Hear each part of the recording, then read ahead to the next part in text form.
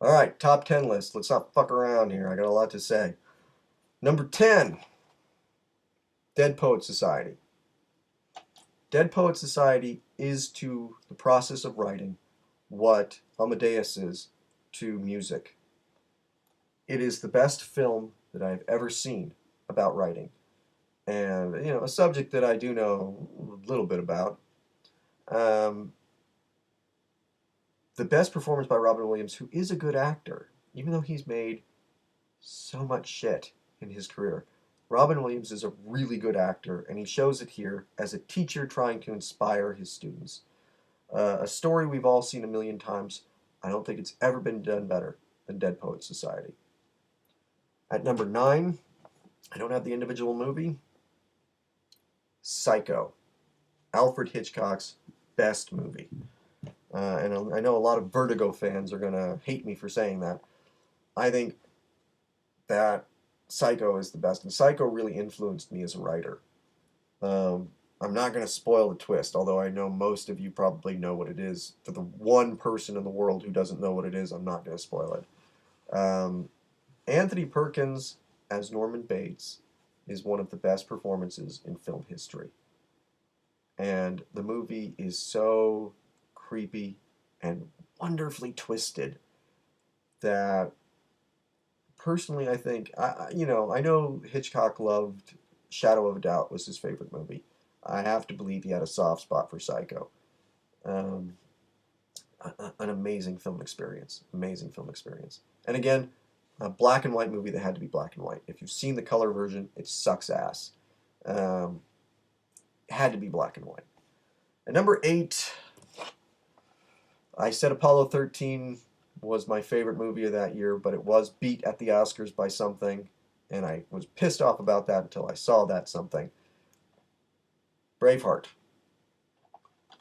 I am not a Nazi, but Mel Gibson is a genius. Mel Gibson is a brilliant filmmaker, brilliant actor, and nothing he's ever done is as good as Braveheart.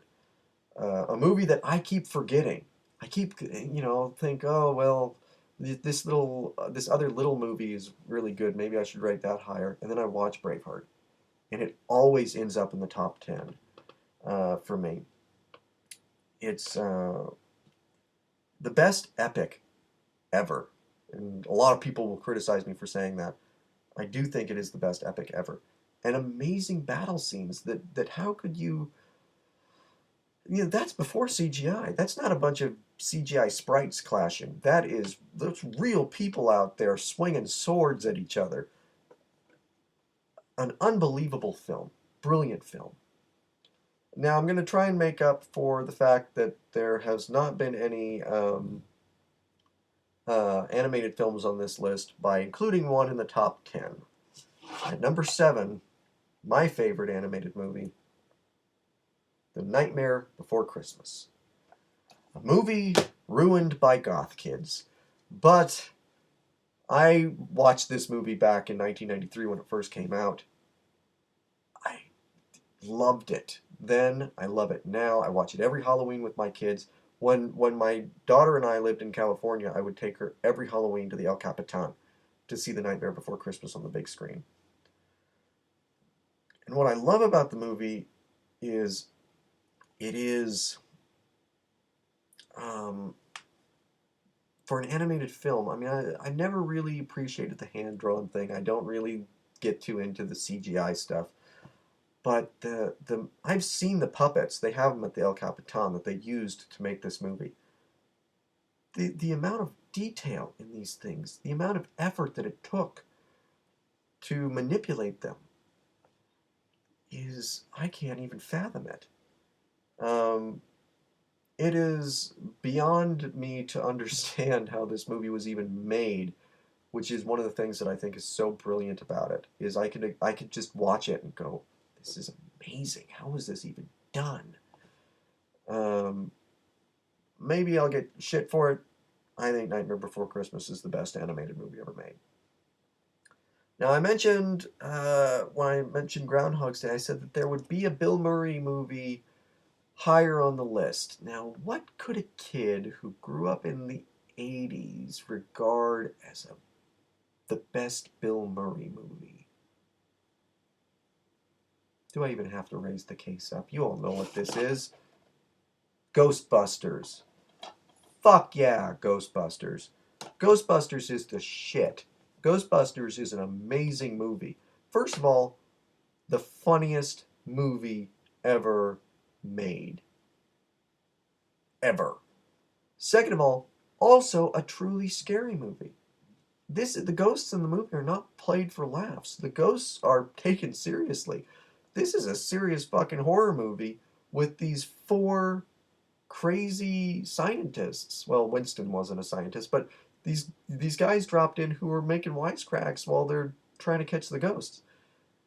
It's just, and Ghostbusters 2 isn't on the list with it. I do love Ghostbusters 2, but it's the Ghostbusters 1 is just a classic film.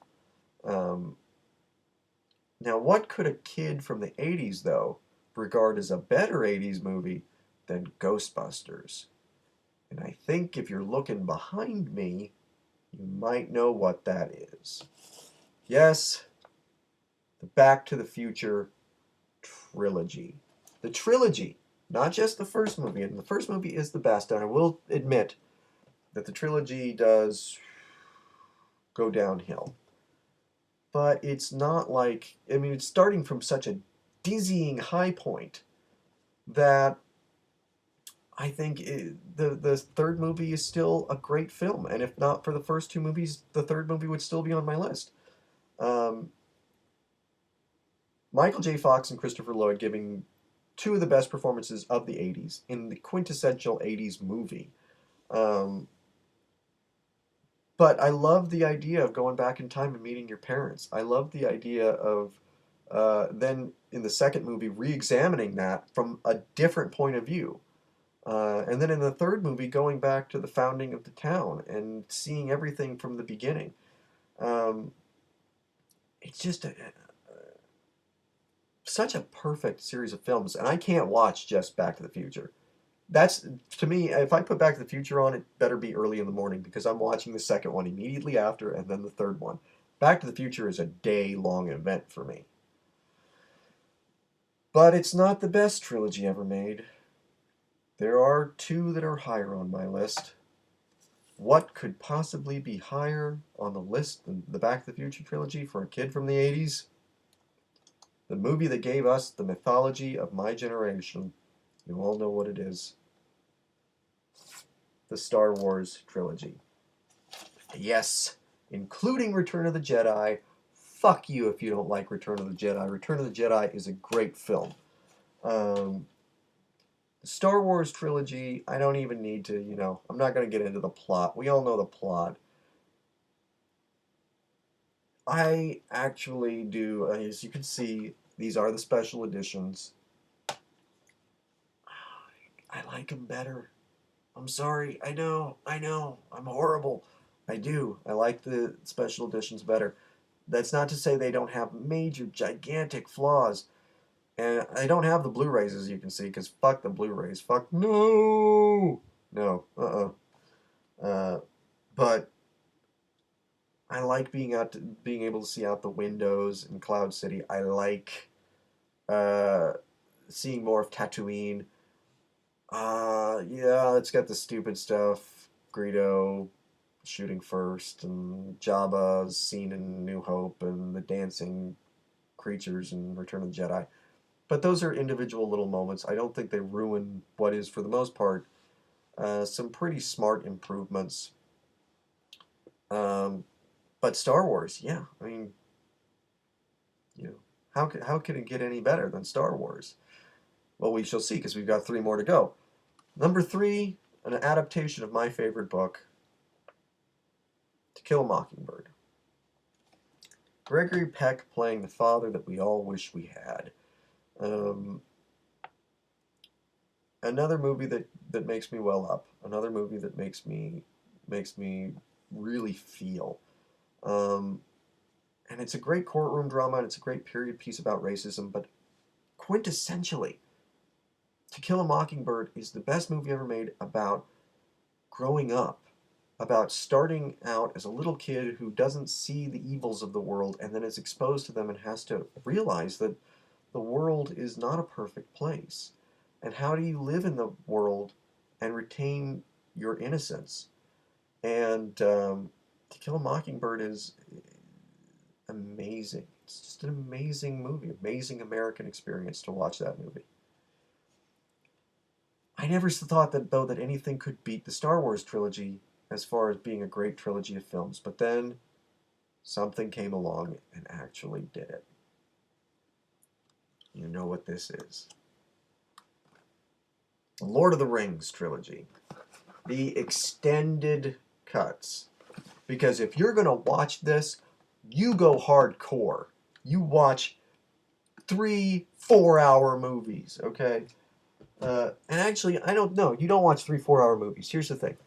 Lord of the Rings is one movie. It's kind of the reason why I'm not totally on board with The Hobbit, because The Hobbit will feel like it's a separate thing, I think. And The Lord of the Rings is one entity. I don't count them as three separate films.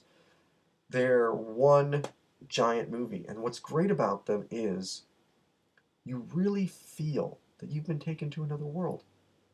And you're invested in it. You know it has nothing to do with your reality, but you are on board with that journey the whole way through. And another movie that does make me well up. I mean, there are several moments that are dramatically brilliant. It's not just that it's a great action adventure fantasy movie. It is a great drama as well. All the 500 characters in it are really fully developed and realized characters. And this is whenever somebody really starts in on CGI, I point out Lord of the Rings could not have been made without CGI. You couldn't have done it. Number one on the list. Let me make it up to you all who love comic books by putting a comic book movie at number one. At number one, The Green Lantern. No, no, it's not. I actually do like the Green Lantern, but I just wanted to see if I could make DVD Crotch's head explode. It's not the Green Lantern at number one. At number one is a movie that means more to me than any other movie from my childhood. It is my earliest memory, actually, watching this movie. Superman. The first Superman movie. I love the second one, but I don't think the second one is as good. Superman is Superman is Superman. I don't have to explain the plot to you. So let me just sum it up with, okay, Richard Donner, brilliant. John Williams, the best film score in film history, bar none. But the real heart of this movie is Christopher Reeve. And also Margot Kidder. Margot Kidder's performance as Lois Lane. No other actress has ever captured Lois Lane. No other actress has ever even come close to capturing Lois Lane. Margot Kidder is Lois Lane for me. But Christopher Reeve,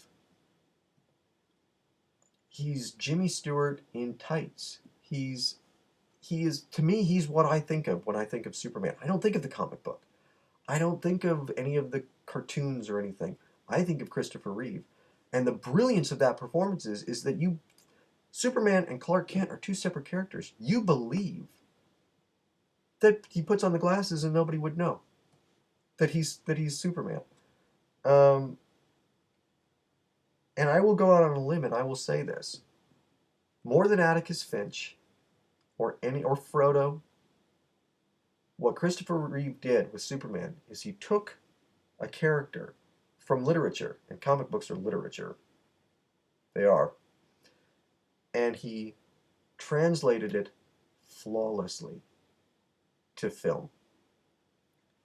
And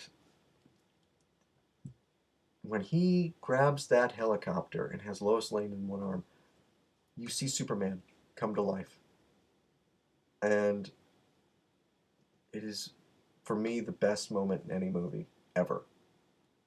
And that is why Superman is my favorite movie of all time, because it brings out the kid in me. And I think that's what movies really should do.